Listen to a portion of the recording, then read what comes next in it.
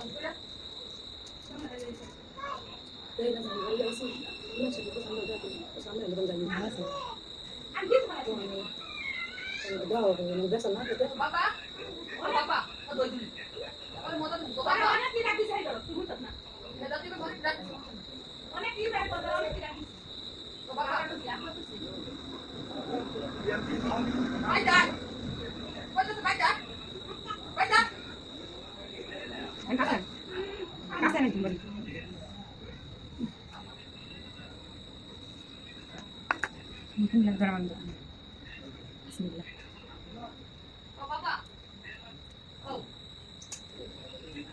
এমনি না তো কি মতো লাগে